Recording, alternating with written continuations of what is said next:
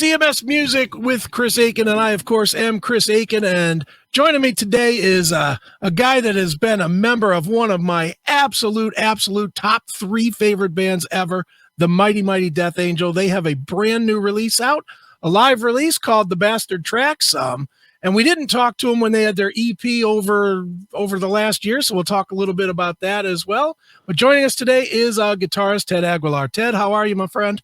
Chris, how are you? And I just want to circle back. Top 3. Yep, absolutely.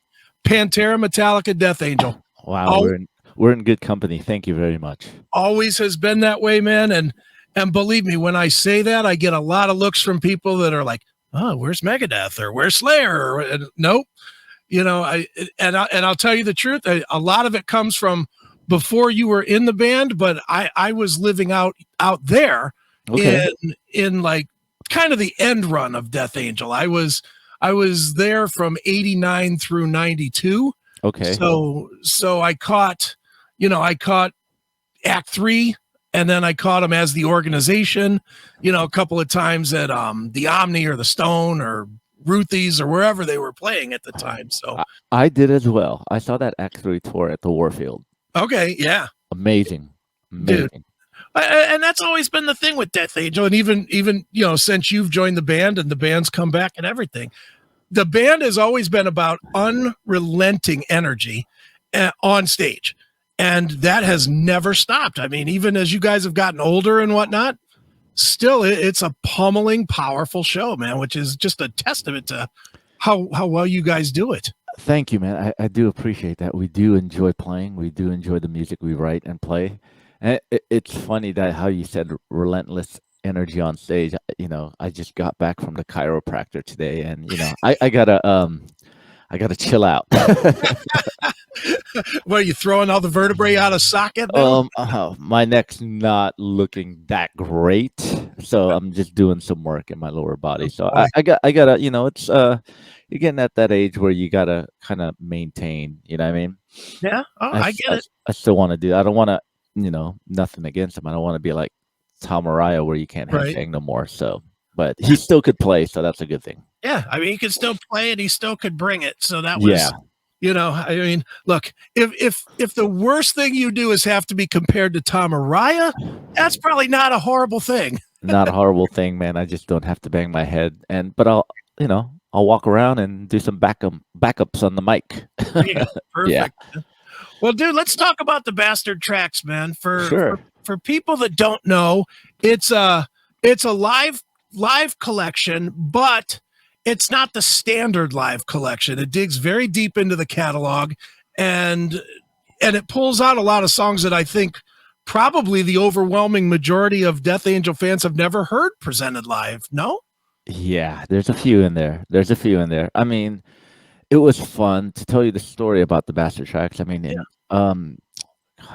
2020, we did our Christmas show, which was virtually. We usually have a Christmas show every year in San Francisco at Slim's, which they closed down in the beginning of 2020. So when December comes rolling around, we decided to do a Christmas show, but virtually.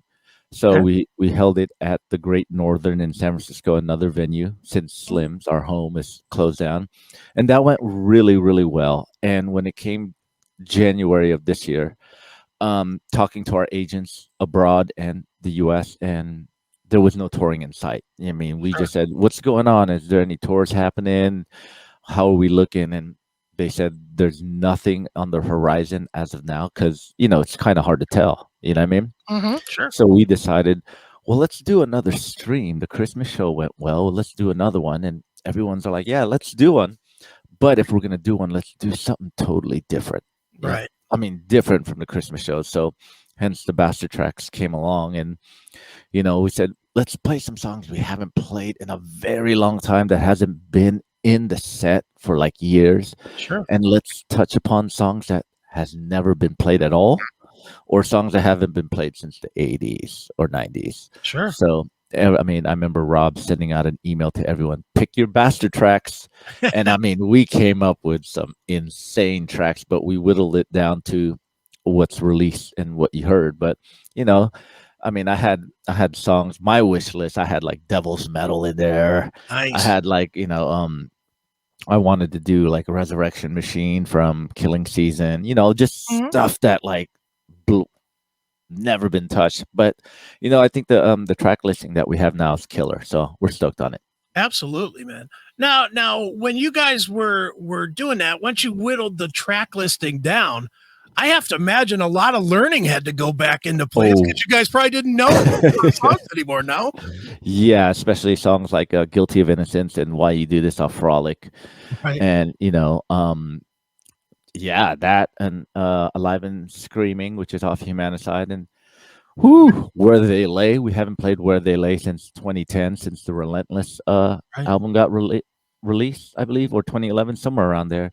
Yeah, a lot of learning, man. It's a trip. It was a trip, but you know what? It was really fun because it kept us on our toes. We're not on autopilot. Like Sure. normally when you go on tour, you get, especially with a new album, you got to pick songs from the new album and you have to go through the back catalog and go, okay, what do we play? For lack of a better term, the hits, or, Right. the ones that people will know and sing. So you get used to playing those and you get on autopilot. But for this one, we're like, whoa. Whoa. We were like learning and rehearsing a lot just so we get it in a flow where we get used to playing it like all the other tracks. Sure. Now, be honest. Who came in and knew the most of the tracks already from the start? Oh, that's a good question. Um, Me and Rob. Rob knew like the frolic stuff Okay. and volcanic, and Right. but I knew a lot because I don't know, my memory just is good at times. But it was basically me and Rob. You Very know, cool. Yeah. yeah, And the one track that I'm sure you were thrilled to see, I'm sure it was on your list, but B, I'm sure you were thrilled when it was accepted, was Alive and Screaming, because that's your track. That's yeah. basically the track you wrote for Death Angel, right? My only track in the history of Death Angel, and Right. people ask why. I go, you know what? I'm lazy. Not lazy, but it's just I have so many ideas written down, but for that song, I had it.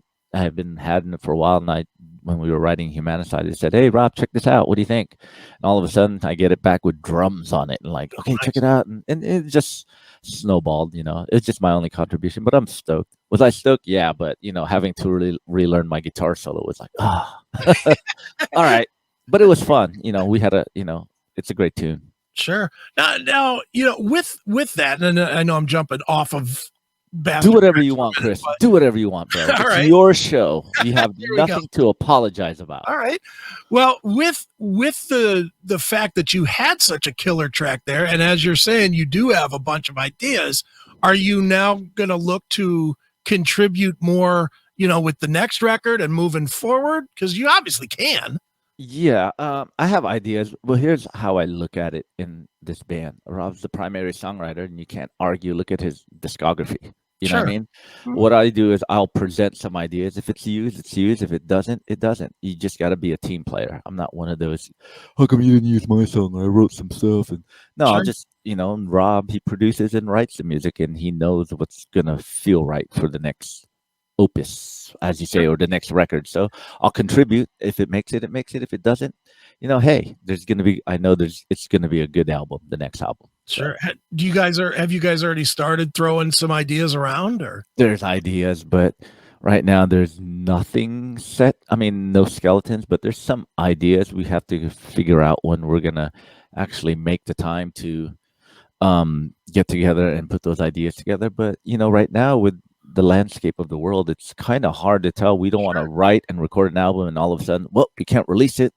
You got to sit on it for a bit, and it's like, oh, why do you want to sit on it? You know what I mean? It's Right. one of those. I mean, as you know, the world's pretty crazy right now. So with the landscape of things, it could definitely change. I mean, who knows?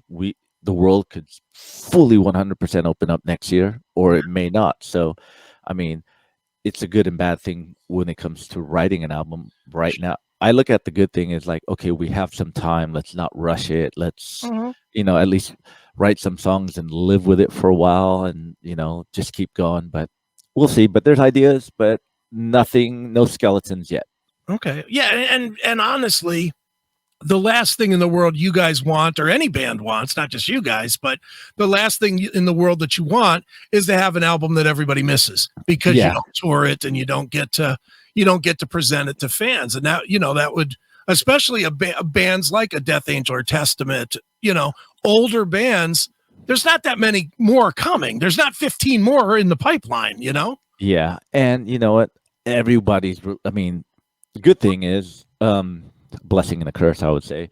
There's a lot of metal bands out there than there was many moons ago, which is a good thing. But the bad thing is you could get lost in the shuffle. Sure. So we want to time it right. We want to take our time writing it when it's, I want to be ahead of the game and have these songs. We want to have these songs ready and go, okay, these are the songs that we want to record. Then we'll check out where the landscape is. How's it looking? And time everything. But we're definitely going to take our time writing, but keep an eye out of, at least know what's going on out there. Sure. Now, Ted, I want to stay on this just for a second. Sure. With the business side of it, how does the label fit into that? Obviously they're going through the same thing you are. They're watching and they know you can't just pop it out. Are they cool to just sit back and wait, or did they kind of maybe pressure you guys to do the EP to put something out, or where do they stand? The Nuclear Blast is very cool. We have creative freedom. Okay. Which is a great thing. When you talk about the Under Pressure EP and the Bastard tracks, that was all us. Okay. We don't get pressure from them, but we did talk to them like, we're going to start writing a new album. What do you think? They go, just as long as it's a good record. Right. You get what I mean? So that kind of puts the ease on us, like, oh, they're not down our throats, like from what I hear from other bands with other labels, like, we need something out now. But now we don't have that pressure. So, okay, let's write. But we got to have a little pressure, but pressure is on us. Right. You know what I mean? Like, come on, man, we should get moving here instead of someone else telling us you should get moving. Sure, definitely. Yeah. Well, Ted, obviously, man, we're tiptoeing around it. I'll say the word COVID. Where it's okay. It's affected everybody. It's affected you guys more than most. It's a well-known story about Will getting COVID and being in the hospital, and certainly a bunch of you guys, Testament, Exodus, everybody got sick from right at the beginning of it. And then obviously now COVID is striking again with all of you scheduled the tour. Now it got moved, and now it doesn't, it's even talking to you. It almost feels like, yeah, those dates are scheduled, but we'll see. It's not like you feel like, okay, I'm for sure leaving on March, whatever for tour. Yeah. Is that accurate? Well, the only accurate thing is it's postponed till those dates. Right. You know what I mean? But with the situation we're in now, it's real. I'd like to lean towards it's happening. Okay. I want to think positive about that. A lot could change from now until then, and I'm hoping with what the world is seeing now, or what I'm seeing now, it looks like there's light at the end of the tunnel. Excuse me, and things are slowly opening up. I just talked to our good friends in Obituary, and they just finished off their tour with Black Label. Okay. And that, I heard that went really well. No one got sick because everyone did, they were cautious about everything. Sure. They followed whatever rules. And hopefully, by the time we get to the start of the tour, everything's cool. Everything's cool. Let's do it. But the only thing that sucks about that is, Exodus, Testament, and Death Angel were people. We like to meet the fans. We don't hide. But with this whole thing, it might make us change our minds a little bit. It's just nothing against the fans. Just we want the tour to happen. Sure. So if that means we got to be in the bubble and just wave at you and can't sign your stuff, sorry. Hopefully we'll get to that down the road. But the most important thing is for the tour to happen.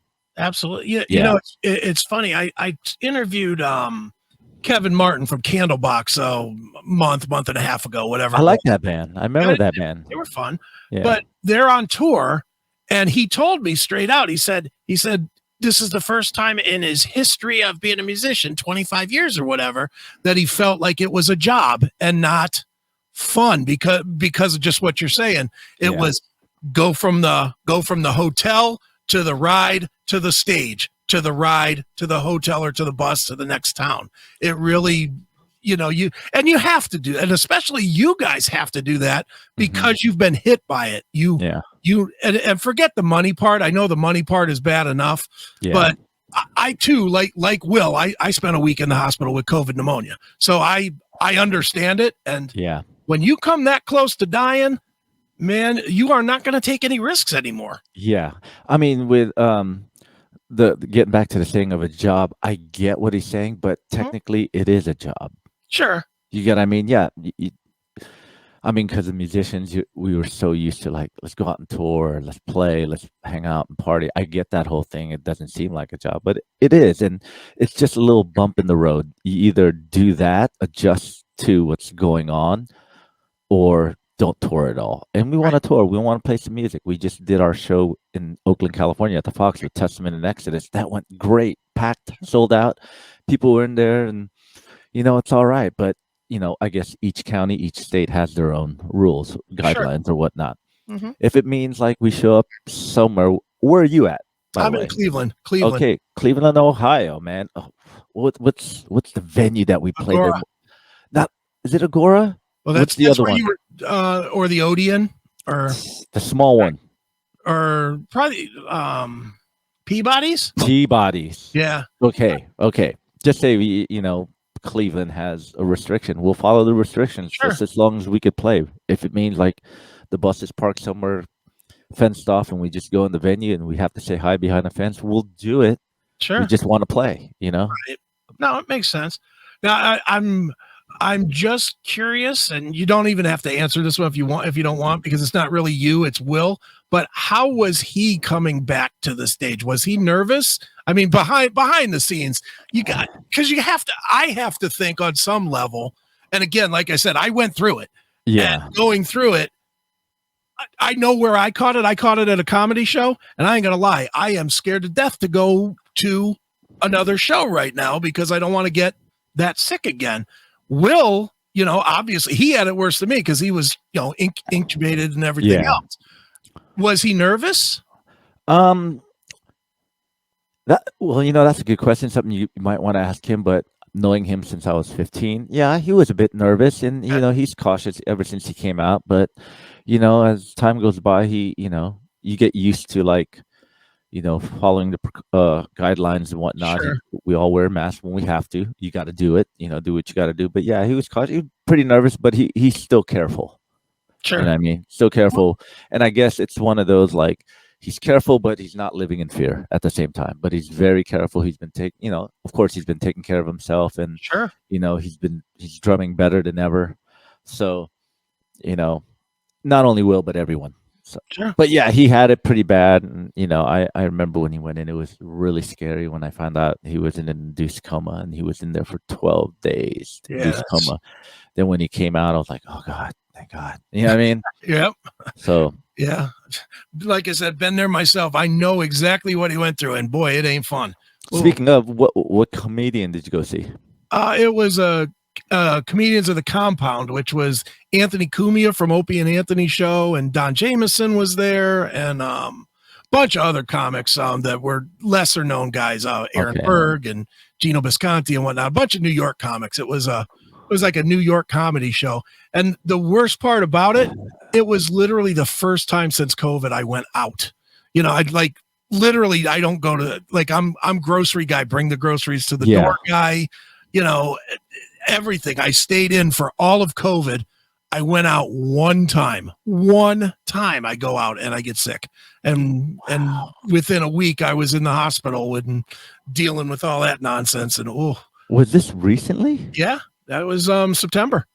Wow, man. Yeah, I spent 7 days in the hospital and 35 more laying on my bed recovering. It was not fun. You weren't in a coma, were you? No. Okay.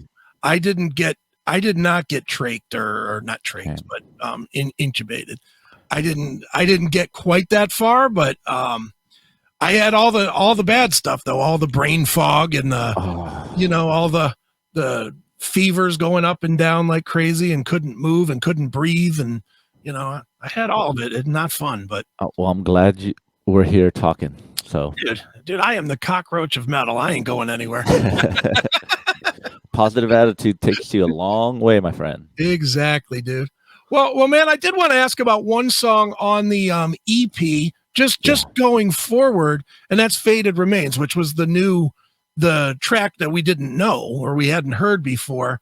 Yeah. Are there plans to is there a non-acoustic version of it, and B, will we hear it on the next record maybe?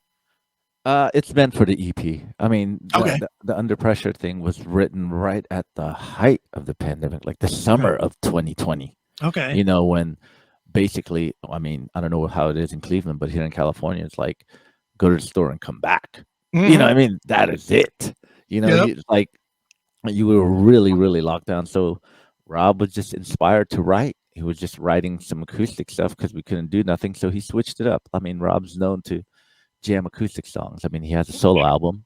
Every now and then, like if he's not feeling writing electric, he'll pick up that acoustic and write some music. And out came Faded Remains, and he sent it to Mark. Mark wrote some lyrics, and they threw it down. And it's a great tune, you know.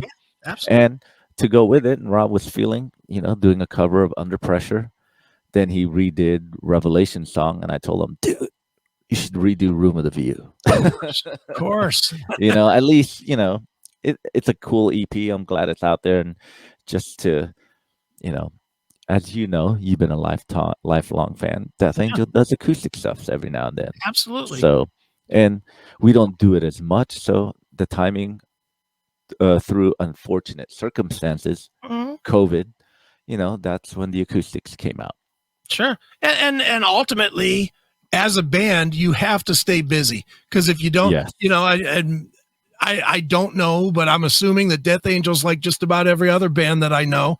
If you don't stay busy, everybody branches off and gets distant from each other, and somebody gets in trouble. It just always seems to happen that way, you know? It was a lot of bands so we got to stay busy. Luckily for us, 4 out of the 5 guys live in the Bay Area. We're like, like half hour away from each other, pretty much. Sure. Or our bass player lives in Mexico City, but but you know, I think we have a good head on our shoulders where we don't get into trouble, but we do keep in touch during this time, and we do get together and jam. We try to keep the regimen of like once a week rehearsals. Okay. At least it's like get together, like a boys club, you know, let's get together. The boys hang out, and instead of playing like, you know, foosball or whatnot, pinball and what, we just have instruments. We go in there and play some songs and jam on some riffs and just hang out and touch base. It's good to do that instead of being locked up for months. Sure. Definitely, man. Well, dude, obviously, man, you personally have been in Death Angel, God, I hate 20 years. 20 years you've been in the band now, man. You're, as the new guy or one of the new guys, you know, technically I'm still one of the new guys. Yeah. you and Will are like still the new guys, but the new guys with 2 decades. Do you look back at it now? Well, let me preface this. Sure. I look at your era, which I'll call your era from Art of Dying on, as the better era. And that's not to say that the original that I'm sure most people lean to was not awesome, because it is. But it is, dude. I have fond memories of the 80s Death Angel, you know, Ultraviolence, Frolic, and Act 3. I do, you know, I get what you're saying. It's just 2 different eras. You know, it's subjective, really. Some people love the old era for whatever reason, maybe the songs or a time in their life. Sure. Or, you know, members. I totally get it, because I'm that way with some bands. So go ahead. I totally get where you're coming from. And dude, I am definitely an old school guy. I must have worn out 3 different tapes and CDs each of Act 3. I played that record to death, and I loved it. The thing that I think is better since the rebirth, or since you came in the band and they relaunched the band, is, well, 2 things. 1, I feel like the songwriting is much more mature, and 2, and there's no way to argue this, the production is 1,000 times better. You know, just the songs just feel so much bigger on the records. How much of that do you, I don't want to say take credit for, but do you attribute to the fact that you, as the new blood, kind of help them focus to make the bigger sound and a more mature sound than the first run when they were kids? Wow, that's a really good question that no one's ever asked. I think I contribute maybe like ideas and vibe, not necessarily like a lot of stuff, but I do have I would like to say I do have a little influence, and those guys influenced me too. Sure. Sometimes we could just there's times on the road where me and Rob are hanging and we could just talk music and just, have you checked out this band? You got to check them out. The production's cool, and guitar tones are awesome. You got what I Right. mean? Little things like Sure. that. They check it out and, oh, whoa, let me check this out. So influence like that. And, I agree with you. The production is better. Technology is better. Sure. But, I mean, and you would understand if you grew up in the 80s too. I get the production of the 80s, but when you grow up in that era, it's that era. You were there with the production. Whereas someone from now, if they were listening, like someone who's like a teenager now or early 20s would listen to like Frolic Through the Park, to be all, what's this? You know what I mean? But you have to be in that era to really, really understand it.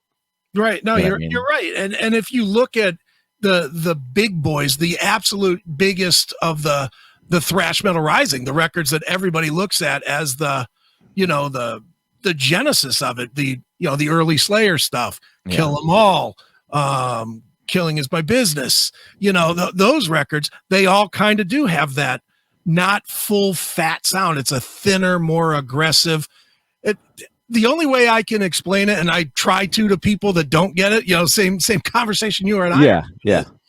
If you listen to those records loud in your headphones, it feels the same as when you heard those bands in a small club. It does. I can remember being, especially in the Omni, that did not have the best sound. But it was a good room, like it to was hang a out. great room. I loved that place. I went there. I used to go there when I didn't even know who the bands were. I didn't care. It was like, it's Saturday going. Now, piggybacking on that, wasn't that a good time just showing up to a place to see a band? You didn't even know who was playing. It's just, dude, getting back to that, the whole production, like, that's what, when you got this production, an album, either The Legacy, Frolic Through the Park, like, it's, when you're correct, when you play it really loud, it's like you're seeing that show, basically. And it's that time where it's like everyone was young and angry. They just want to record. They weren't thinking about, it's got to be really cool. It's, let's just capture this energy and get it out there so we can go out and play. I get that, but now it's more like, everyone with better sound system, headphones, and the technology to make your song sound better. You spend more time on it. So I totally get where you're coming from, bro. Yeah. Well, and you, I mean, you obviously were in the same, we were in the same scene at the same time. I was a kid just going to the shows, but when I was out there, I was stationed at Fort Ord, so I was like 90 minutes or so south. Okay. And that's why I never knew what I knew the clubs I wanted to go to that always had good shows. Ruthie's, Omni, Stone, a couple more that were at the Warfield if I wanted to go to a bigger show. But not knowing what was coming, because that was before the internet and everything as well. The good old days. It really was. It was a time where, and dude, I'm gonna make you feel old here. You'd go to the record store and you'd pick up the cassette at the concrete corner. And then you would be like, oh my God, that band might be playing in San Francisco this weekend. I'm going to go and see. And then you would just kind of go, and it might be Death Angel playing. It might be Galactic Cowboys for the first time out of Texas. Oh my God, you said Galactic Cowboys. That's I mean, dude, love hate. Love hate show up at a show or so. I mean, Vane, all these bands that were just right on the cusp at that moment. Were happening, and you could go see them for what, $3, $5, whatever. Yeah. And I think that honestly, that's the biggest reason that so many metal records that are superior sounding get overlooked, because in a way, the business itself has priced itself out of just randomly discovering bands. You agree? Yeah. I mean, the internet, you could discover a lot of bands. There's a lot of good bands, but it's kind of hard to talk about that time unless you lived it. You Yeah. get what I mean? It's really hard because I did talk to like my niece and nephews about it, about, they've come see our band play and they really enjoy it. And they asked, how was it back in the day? It's just like, you know, imagine no cell phone, no internet, and just, going out and finding friends and just finding things, on Sure. your own. It's just that excitement. I don't Mhm. know. And it was just, put it this way, I'm glad I lived it, but Yep. it's never happening again. No, no way. Dude, just, one of the best things that I could say about that era, and people always look at me cross-eyed when I say it, is I loved the fact that there was no like YouTube or anything to that in that day. I mean, I'm sure you remember you Yes. heard all these stories about these shows. Everything was, oh my God, you got to go see Metallica. They'll rip your face off. They're the heaviest fucking band ever. You got to see them. And there was nothing to go to YouTube where you could hear something that didn't sound amazing and go, I'm not going to go to see, you Yeah. just heard the legacy of these bands and you went. And then if the bands were really good, you were a lifelong fan. Oh, totally, I, man. I mean, Totally. dude, how many bands? I would bet you're like me. Your collection or your bands that you just like, almost universally, the bands that you have loved for the last 30 years were bands that you had never even heard a record from until you saw them live. Pretty much. Pretty much. Or you read about them in a magazine, Right. or like my very first Death Angel show was in July of '87. It was Death Angel Ultraviolence release. The video shoot for Voracious Souls at Okay. Stone, Right. Violence opening, Wow. supporting, and that was on their demo '86. Oh, wow. No record. So I saw Violence. I was like, what is this? And the opening band from Fresno called Betrayal. Okay. I was like, buy the demos and whoa, it's just, yeah, I just like Violence is one of the bands I discovered before they had an album out, and I've been seen them on all the Bay Area shows and been a fan since. Same with Death Angel, Sure. Testament, Exodus, Forbidden, Heathen, all of them. Yeah. It's and like I said before, one thing good about the Bay Area thrash, and not just Bay Area thrash, but thrash metal from that Mhm. era in general, everyone had their own sound. Yeah. Oh, You yeah. know, I mean, when you hear Milla from Creator, that's Milla from Creator. Sure. When you hear John Connolly from Nuclear Assault, you go, oh, that's Nuclear Assault, so Mhm. on and so on. Yeah. So I mean, we're all influenced by the same thing, but we just made it our own, and you could hear it even down to the production Yeah. and the songwriting. So that, I guess that's why thrash metal from the '80s are pretty timeless. People still listen to it today because everyone was going after their own sound, Mhm. and the bands were more interested in writing songs. Sure. You know, And it was a lot less. I don't want to say it was less competitive, but it was a lot less cutthroat. It was competitive, but in the best kind of way. You oh know, yeah, it was yeah, like when you guys when there was a show, everybody wanted to kick the other band's ass, but afterwards, everybody was going off together to drink beer and have fun, and you know, yeah. because the show was over. Where now it's like, well, you're only going to make this much money, and I'm going to make this much money, and we've sold more records than you, and it changed. It did change. It's one of those things. I get it and don't get it, but it is what it is. You just gotta pivot and adapt to the times. Sure. But there ain't nothing wrong with going up there and just say we're gonna blow these guys away, even though you don't. You just have that spirit of Sure. it making you play the best that you can. And if each band had that attitude, we're gonna blow you away. No, we're gonna blow you away, and you Mhm. guys go out there and killed it, then it's good for the fans. Yeah. The fans see a great show. We just, like I told you earlier, we played Oakland with Testament and Exodus this past Saturday. Sure. There was reviews of saying people Death Angel was the best, Exodus was the best, no, Testament was the best. That goes to show that every band played Killed. awesome, Right. killed. You know what I mean? It was a bill that every band brought their A game and they killed it, and people were happy, and that's the most important thing. Sure. Some Well, nights, who knows? We may have stole the show, or Exodus killed it, or Testament. It doesn't matter. That goes to show that we're out there to give a good show to the fans. sure. And I mean, I personally have seen Death Angel 20 times or so. Some some out there, and I think every time you guys have come out here, whether it was in Peabody's or Peabody's. Oh my God, I remember Peabody's. I think the last time I saw you at Peabody's, it was you guys, maybe Testament and Warbringer. I think Could be 10, 11, somewhere in there, 2010, 2011, somewhere in that era. You could be right. That's the last time we played Peabody. All the other times we played the House of Blues, if I'm correct. The last time we played was the House of Blues with Overkill. Am I correct? I think so, although you did also have the Slayer tour. That's right. Nautica Stage. Yeah, then that was the first night of the tour. Yep, with this outdoors. Behemoth, you guys. No, it was Slayer. It was Slayer, you guys. us, Anthrax, and Slayer. And Anthrax, yeah. Yeah. Then I remember playing the Agora with Cavalier Conspiracy. Right. So yeah, I remember Cleveland really well. I mean, you guys, and the thing that's always awesome is Death Angel always delivers, and that's what makes it an easy ticket. But as much as I've been nervous about going back to shows, I ain't gonna lie to you. I had a pair of tickets to go see the Bay Area, the Bay Area Strikes Back tour. You guys were coming to the Agora, and I ain't gonna lie, I was kind of happy that you did postpone it, because that gives me a little time to get to where I'm comfortable again. But gotcha. That's what's been happening, I hear, with a lot of tours. So tours are. I've talked to people who are on tour.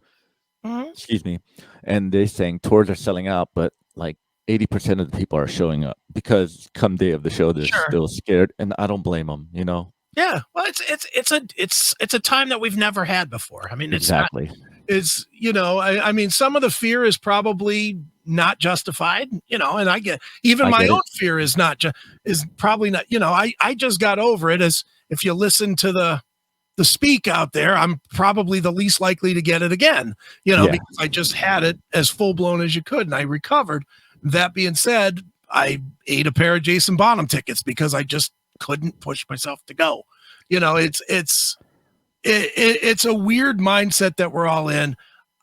I'm hopeful that like you, that come the new year, get through the winter, and hopefully we're going to really get back on track, and for me, I'm hopeful that we get on track, just so that I don't have to see you guys' tour get canceled or moved or postponed for another 6 months, for a lot of reasons. Obviously, a selfish reason as a fan, I just want to see the show, but we want to put on a show for you. Sure. So we're both selfish. Absolutely. But the one thing I don't think, and we talk about this on the show a lot, and I don't think most fans truly understand it.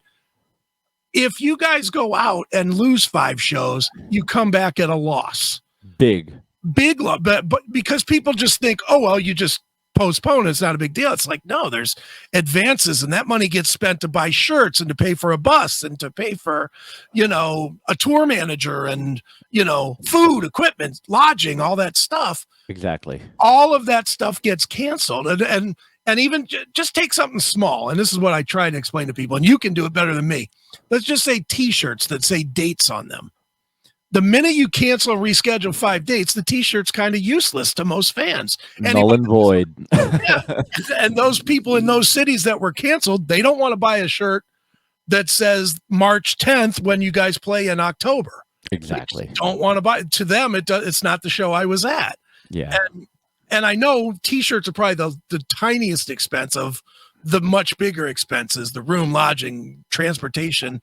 It's equally. It's equally. Is it really? Yeah, it's equally. But it is hard. You know what I mean? Like, if we're going to go on this tour, then there's a lot of planning to do. Really planning it. You got to change up your plan. Like, you with t-shirts, you can't order. We need to order for 5 weeks. You go, whoa, wait a minute. Exactly. Maybe you got to order like just a batches at a time. But the downside of that, the con of it is, if you do that, you're safe. But because if you the con would be, then you pay a lot of shipping costs along the way, and shipping costs could add up. And during this whole COVID thing, shipping gets messed up because everyone's ordering stuff. You know what I mean? So or you try to order and be smart about the tour, have it delivered to a spot, because you don't live in Montana, so you try to have it delivered to wherever you're going to be in Montana, but it gets delayed a day. Well, you're not going to you're not there a day. You're in and out of the city in what, 15 hours or something. Exactly. So there's got to be a lot of brainstorming and planning, which will take up some time. But we'll figure out. Who knows? Come Yeah. April, it could be much better. Where we could go. All right, we could go out and Sure. sign some stuff for fans or hang out with people. We don't know. But if it doesn't get to that point, we still want to tour and just, Sure. like I said, be precautious. What's more important? It's just little things. It sucks, but it's a little bump in the road if you want shows to happen. Absolutely. Well, whether you can sign autographs or not, I will definitely be at the Cleveland show. There's no question on that one. Well, I'm hoping things will be better in Cleveland, so you could come out and not worry about things, man. Exactly. Oh, I'm hopeful for that too, man. But I'll tell you what I will do for now. I will just keep on jamming the Bastard tracks. It is brand new from Death Angel. It is out now. And Ted, where should we tell people to go to get the Bastard tracks and keep up with Death Angel and tour dates and all that stuff? Well, to get the Bastard tracks, you could go to Nuclear Blast website, nuclearblast.com, or is it Nuclear Blast Records? People know. I mean, socials is so big nowadays that look them up on Facebook, Instagram, Twitter, Nuclear Blast. Go to, they have their website. You could go order the Bastard tracks, which is a CD Blu-ray combo. Cool. And we have cassettes, for people who either want to buy the cassettes for nostalgia purposes or actually play them. I don't know, but we have them. And we're going to have vinyl, which is going to be released in April because the vinyl manufacturing is just so backed up nowadays. It is just insane. And of course, we're on socials on Instagram, Death Angel Official on Instagram, Death Angel on Facebook, Death Angel on Twitter, and our website, deathangel.us. And if you don't mind, our next show is in January 22nd, 2022 at the Great American Music Hall in San Francisco. Great. Look at that flyer. Rob made that flyer. Look at that old school. Wow. Look at the logo. It's from the Killers One demo logo. Look at that. Oh, you're going to do Killers One, the whole thing? Well, that's the old school logo. Okay. So Rob actually made this flyer. He cut and pasted and put it together like the old school way in the 80s. Nice. Dude, just real quick on that. Sure. And you probably know this guy. Do you know Bob Nalbandian?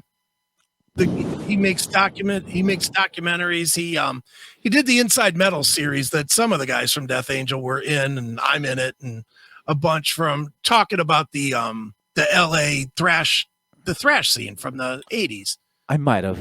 You've probably met, if you saw a picture, you'd probably know Bob. But Bob sent me. He just did a inventory sale for somebody that passed away. That was a big promoter in San Francisco and Los Angeles, and he sent me a box of flyers, the originals, like original flyers from the 80s and even 70s. So some of them are, I definitely have a Death Angel one that's going in a frame and being put up for Ruthie's Inn, which I'm just like, wow, this is like so cool. And like a Van Halen backyard party for $3 and bring your own cup. It's one of Kager days. Yeah, Kager days. It's like the coolest stuff. Motley Crue from back in the day, and just all the bands, Exodus, Metallica, all, and just seeing that flyer, I was like, oh man, these things are just the coolest thing ever. Another thing the kids don't get because they see a little square on Instagram that says, yeah, catch us here, and it looks all clean and pretty. They don't understand the grit of that. Yeah, but that's today. I mean, with the internet, I get it's today, but there's a few things that we want to still keep from our childhood. Exactly. Dude, I love social. Don't get me wrong; it's good to reach people all at once. There's pros and cons to everything, right?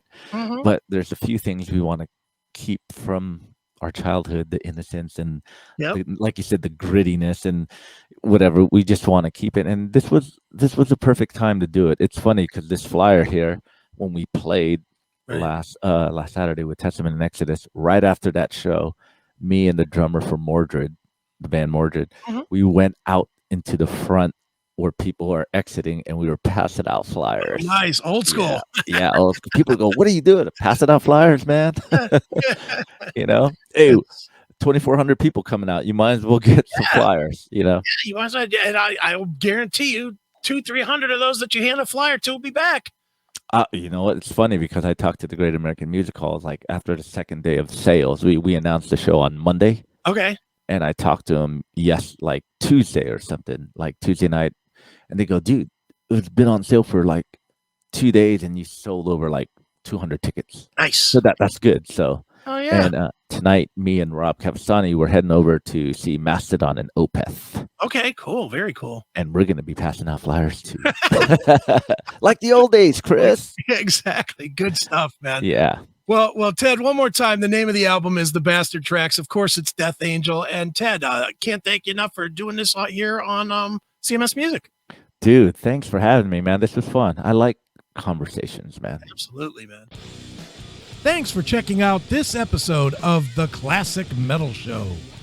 Get all of our episodes uncensored at www.theclassicmetalshow.com. Join us weekly from 9 p.m. till 3 a.m. Eastern at www.cmsradio.net. Participate in the live chat room at www.chatandkill.com. Once again, thank you for checking out The Classic Metal Show with Neely and Chris. Hail and kill, fuck you, pal, and hand job!